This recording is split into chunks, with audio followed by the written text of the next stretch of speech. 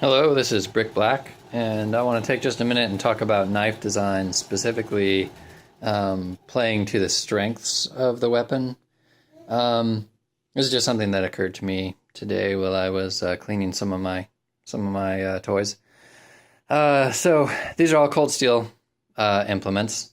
Some of them I like handling better than others, and just want to talk about that a little bit. This is their left-hand dagger. I'm not going to attempt the French for what that is, but basically a parrying dagger. And if you think about what a dagger is for, it needs to be short. You use it in your offhand. It's just in case you get into a closer range than you'd like, and you can use it to parry around your larger rapier. So in that sense, the shortness of the blade is its strength. But if you were to kind of take it out of context, you might think, well, I might need to oppose larger weapons. The shorter my dagger is, the less effective it's going to be at opposing larger weapons. So you might think that the shortness of a dagger is its weakness. And in some instances, it will be its weakness.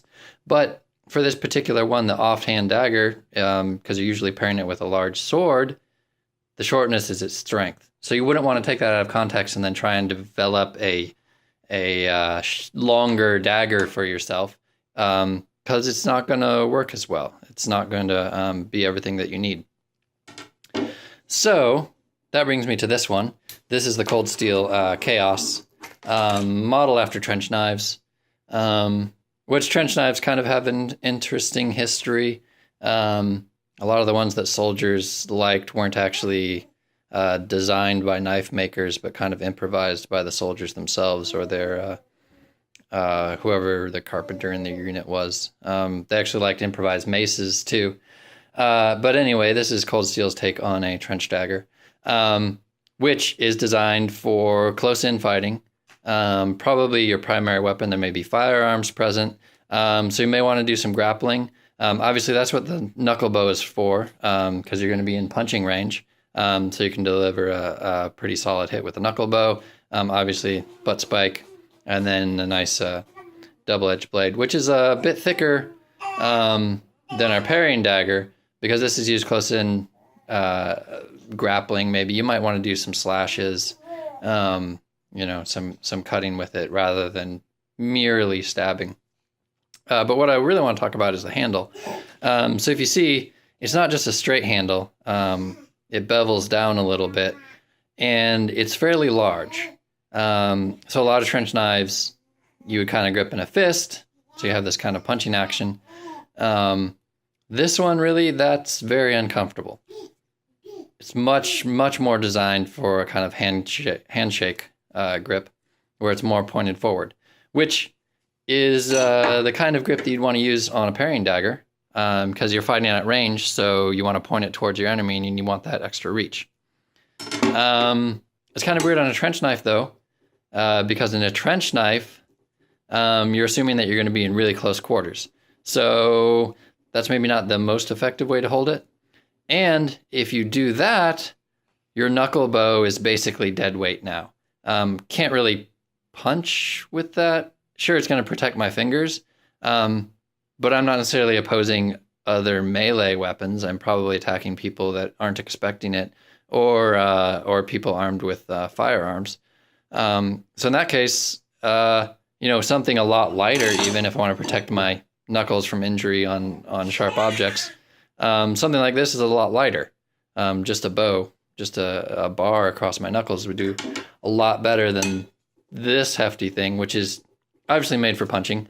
But if you're holding it like this, I'm not so good at punching. And that puts the pommel right here in your wrist. There's no way I can do any sort of butt strikes. Now, of course, you can change your grip. But, in the middle of fighting, it'd be a lot easier to stab, punch, butt strike, holding it like this, rather than to try and do a little bit of fencing, change my grip, punch, go back to fencing. It's a lot more to think about in the middle of combat where you're not really going to be thinking. So it's the design of the knife is in some ways defeating itself. It's kind of uncomfortable to hold, not as secure of a grip as it could be. Or your knuckle bow and your butt spike is a little bit useless, kind of superfluous. I'd rather have, at this point, if I'm going to hold it like this and do some swift stabbing, I'd rather have a lighter handle for that rather than this heavy thing. Now, I do actually think this knife is more effective held backwards. Feels a little bit more comfortable. And then I've got my stabs, however I want to do that, do some grappling. And then the punch is a lot better, easier to line up those fingers straight into a punch. And then you've got maybe a little jab with your butt spike if you want. So this is one that maybe the different design features, they're kind of going off in different directions and in some ways defeating themselves. Even though it's a really nice knife, each individual feature is well made. I just don't think this handle goes with the bow and the style of the blade and the kind of combat that this knife would be designed for. Whereas everything about this knife you can see matches up nicely. This, of course, is a historical one. It's not Cold Steel's particular take on it, where it's designed for fencing and everything about it is lined up with that. Another one that's more of an interpretation by Cold Steel is this, and this is actually a Kydex, a plastic dagger. So you can imagine there's a lot of disadvantages for that. I mean, obviously the edge doesn't hold up as well. You can't get it as sharp as a steel knife. So it's going to have some weaknesses there, which the design of this works to overcome and works in conjunction with the blade. So if you've got a fairly dull stabbing blade, you're going to get the most force by punching it in. So they put it on a punch dagger. The tip, I'm not sure, the lighting isn't so good here, but the tip is actually reinforced a little bit, makes it a little bit duller, but it's going to be stronger for those strong punches. So in this case, the design of the knife, the handle, the blade, the material, all of them are working together to produce probably, I think, the most effective version of a plastic knife that you could get. This is actually going to do some damage and be possibly a lethal weapon, depending on the situation. But all the design features are working together towards the same goal in the same direction, rather than this knife where they're kind of fighting each other in some aspects. It makes this one a little bit awkward to handle. When I'm using it, I'm not sure exactly how I want to use it. With these two, I know exactly what to do with these when I pick them up.